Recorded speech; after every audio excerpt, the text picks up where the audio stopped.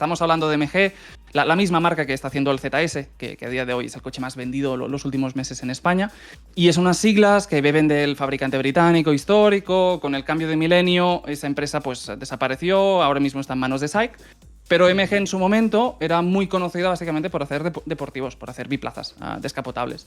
Y ahora que se acerca el centenario, pues desde China han dicho, pues vamos a hacer uno. Y esto es el MG Cyberster, o Cyberster, depende de cómo lo quieras pronunciar. Vale, es que todos los MGs que nos has traído hace poco no tenían nada que ver con deportivos.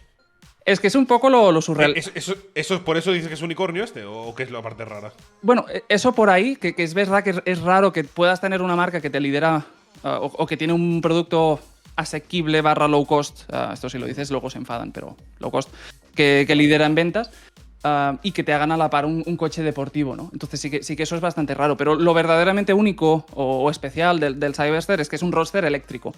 A día de hoy no hay más coches como este. Es verdad que en su momento Tesla hizo el primer Roadster en 2008, pero eso fue en otra vida. Ese coche se dejó de fabricar hace 10 años.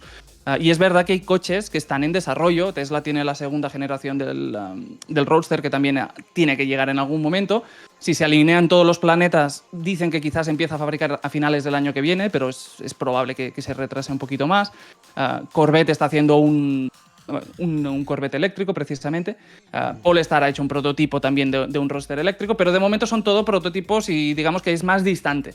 Este coche es una realidad ya. Este coche es una realidad. Este coche nace como prototipo hace 2 años y ahora pues ha llegado. Es el típico coche que cuando lo ves como prototipo y ves un poco todo el contexto, dices, esto quizá no ocurre nunca. Y puedes tener ese momento de pensarlo porque realmente estaba un poco sacado de contexto. Pero sí ocurrió porque estuviste en la presentación, ¿no? Sí, exacto. Entonces, básicamente, hay una unidad que ya existe y MG nos llamó y nos invitó a Madrid. Y entonces lo pudimos ver y confirmamos que existe, que tiene 4 ruedas, un volante y también se supone que va a ir rápido. Y una forma muy bonita, ¿eh? Sí, hombre, no está mal, ahí lo ves.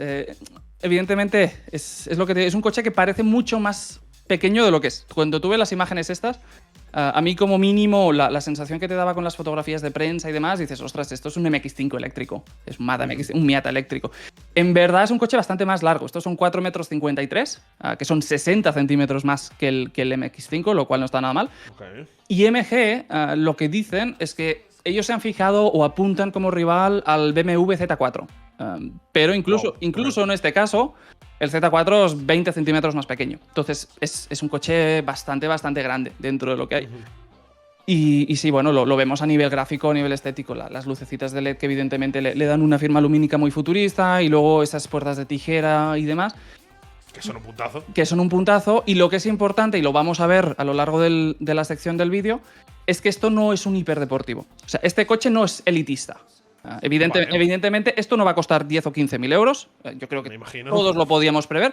Pero esto no es un coche de museo. Esto es un coche que mucha gente, quizá, que está buscando coches pues, de carácter deportivo, pues les entra en presupuesto. Y es lo curioso de este coche. Esto lo iremos viendo en los próximos minutos. Sí. Vale. Procedemos a verlo entonces. Porque sí que te iba a decir que quizá no es un Z4, pero sí que da la sensación de que pequeñito es. Pero tú me dices que no es tan pequeño, ¿no? No lo es. Tiene esos 4,5 metros. No es una barca de 5 metros tampoco, a fin de cuentas, pero sí que es más grande de lo que te sugieren las imágenes. Y, por ejemplo, una de las cosas que llama más la atención de las dimensiones es la distancia entre ejes.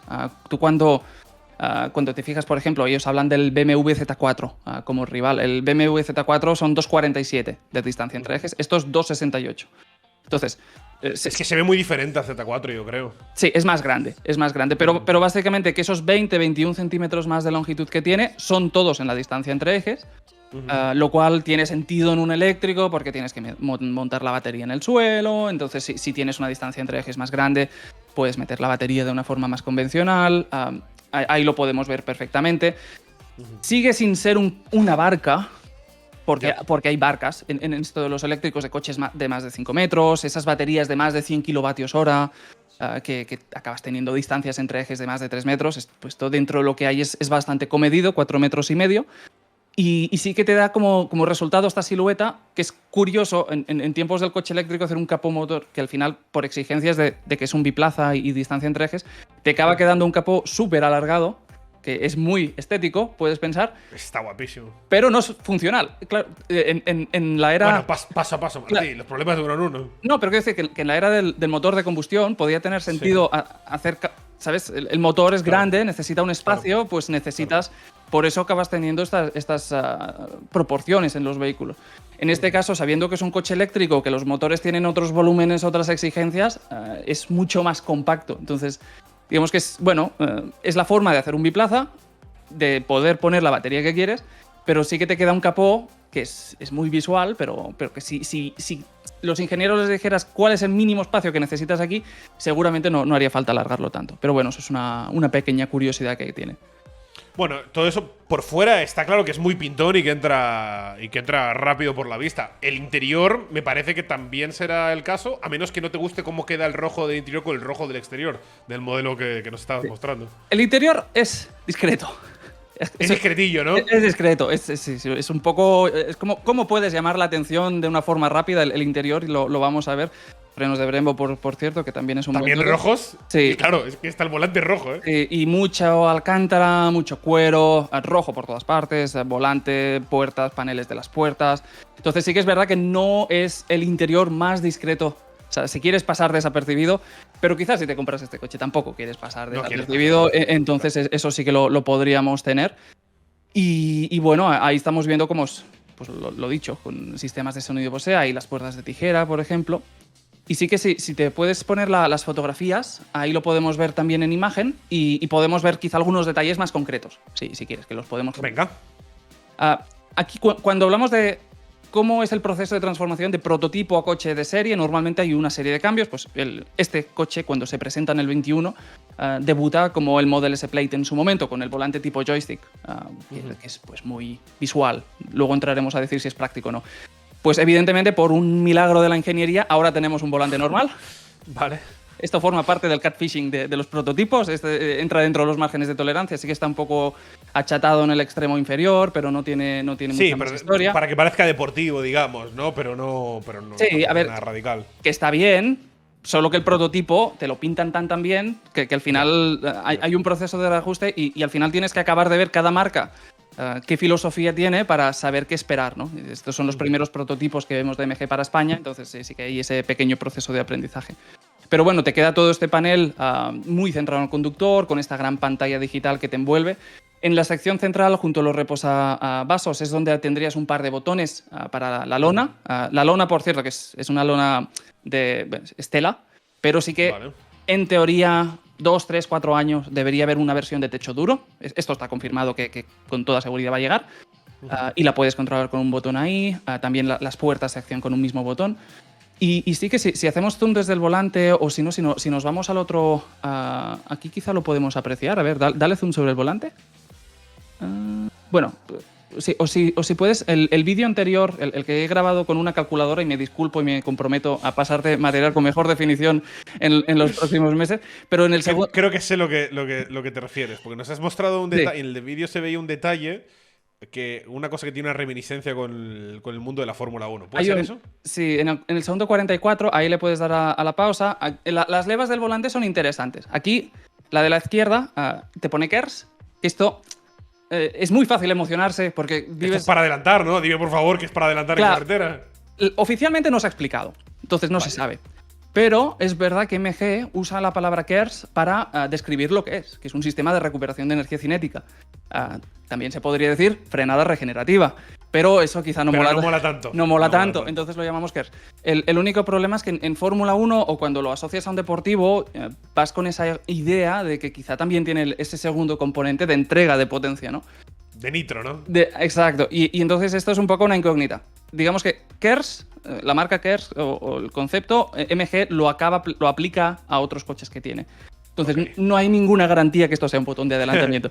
pero como mínimo lo tienes ahí escrito y lo puedes mirar y mola. No tiene mucha más historia. Es un detalle no menor, ¿eh?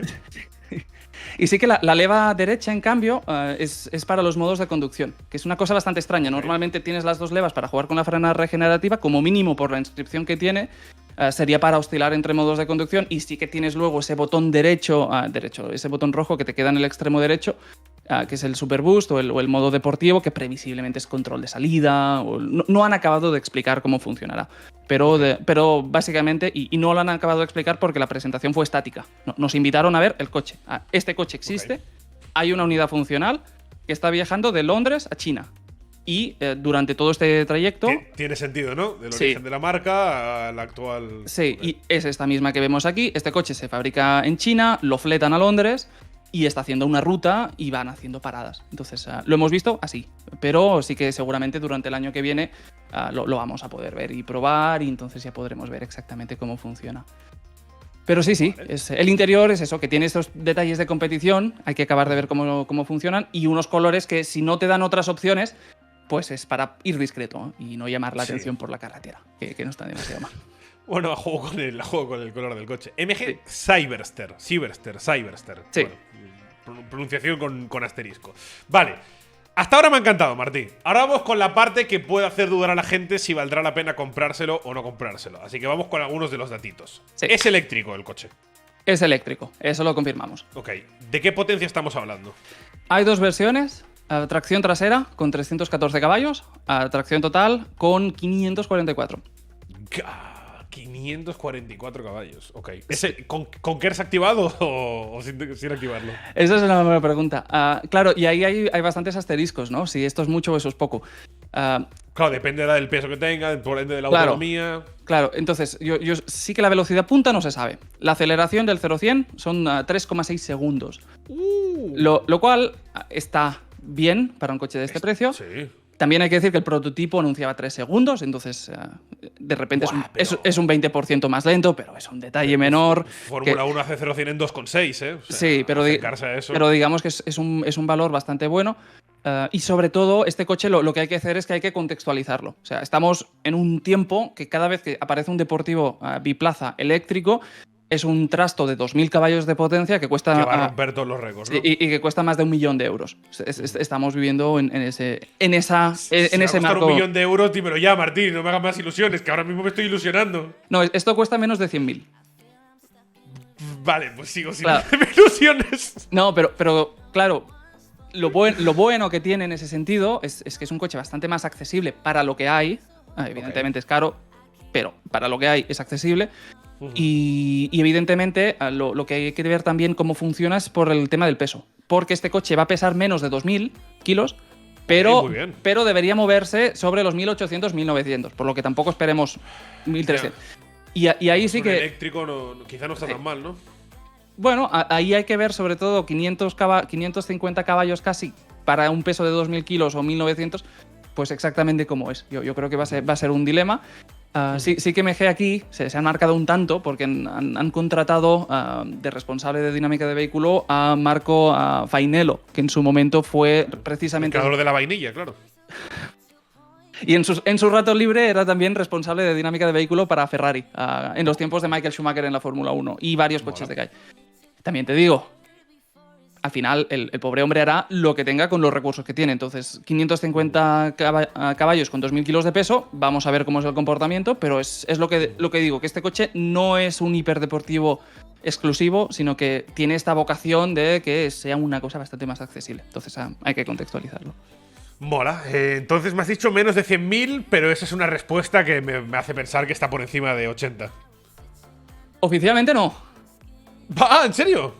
Oficialmente no hay nada. Esa es la versión… Vale, perfecto. Gratis, fantástico. Oficialmente no tiene precio, pero oficialmente sí que parece que esto debería estar…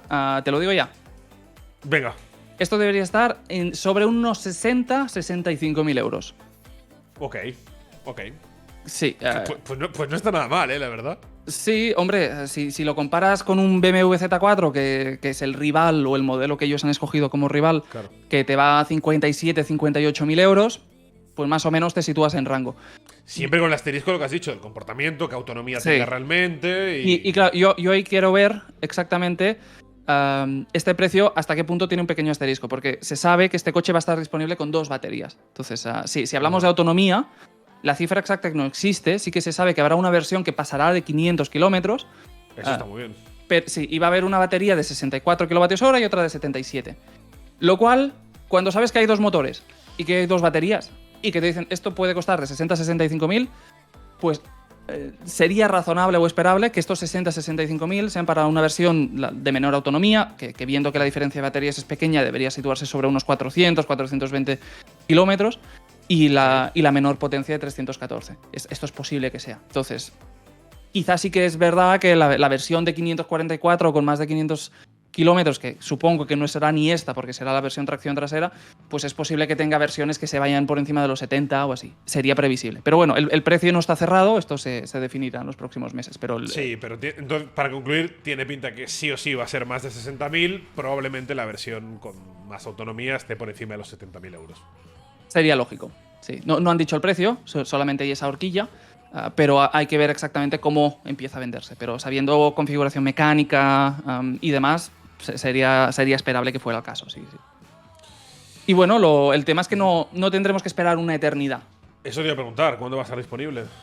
Pues este coche va a llegar a España, o las primeras unidades, si todo va bien, debería llegar sobre septiembre del 24. Septiembre del año que viene. Ok, un añito. Sí. Un añito. Los bueno, coches... para ahorrar unos billetes está bien. Sí.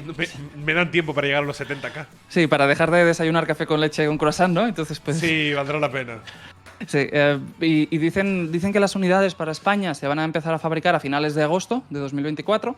Entonces deberían empezar a llegar septiembre, octubre, otoño de 2024. Y bueno, pues a partir de ahí nos queda esta incógnita de exactamente todo el abanico de precios, todo el abanico de rendimiento y demás. Todo esto sabiendo que el coche debuta hacia otoño del 24, pues es muy posible que durante la primavera, el verano, pues haya presentaciones internacionales, acabe de confirmarse las cifras. Entonces es un coche que durante 2024 vamos a acabar de enmarcar, pero que sí que a día de hoy es el Roadster eléctrico que hay en el mercado, que el coche existe, que no es un prototipo, sino que existe, que está funcionando, y que a diferencia del concepto general con el que ha debutado la idea de vamos a hacer un deportivo, un coche eléctrico para ir rápido a un biplaza, no es un hiperdeportivo de millones de euros. Entonces es bastante más accesible. Ahí, claro, podrías decir, bueno, pues este nace para hacerle el undercut al Tesla Roadster, que el Tesla Roadster es un modelo esperadísimo, que va a romperlo todo si cumple las promesas que tiene, porque quiere hacer un 0-100 en menos de 2 segundos y tal y cual. Sí que es verdad que ese coche, el Roadster, en principio anunció 200.000 euros de precio y eso fue hace unos años, por lo que debería ser más. Entonces aquí estás hablando de un coche de menos de 100.000 euros, de 60 a 65.000, y esto yo creo que es lo que lo hace un unicornio también, que al final no hay... Es un nicho, es un segmento muy pequeñito, pero si estás buscando un descapotable, un biplaza eléctrico, pues el año que viene va a haber uno. Mola. La verdad es que me ha conquistado el coche. El precio ya, bueno, el precio es lo que tiene el mercado. Sí, bueno, claro, a ver, son segmentos caros. Bueno, caros. Están todos caros. Es el precio que hay, claro. Es el precio que hay, pero el tema es que no puedo evitar pensar, Martí, que hace 10 años estaríamos hablando de 40.000 euros. Sí, con motores de gasolina es posible que estuviéramos hablando de menos. Y ahí sí que es verdad que los coches pues han subido de precio más que la inflación y que se te juntan varias cosas. Entonces, bueno, el mercado está como está, que básicamente es un drama, para decirlo en una palabra, la situación que hay. Sí. Pero bueno, si sabes esto, que un Z4 te cuesta unos 58.000, pues más o menos te sitúas en rango. Y sí que no te estás yendo a esos precios que digas, es que esto solo lo puede tener un rico, ¿sabes? En su garaje para revenderlo al cabo de 5 años. Esto es un eléctrico, entonces buena suerte si lo revendes al cabo de 5 años. Pero digamos que debería ser un coche bastante más accesible, asequible y que deberíamos poder verlo en la carretera. Entonces, pues quién lo sabe, quizá el año que viene ya vemos algo, ¿no?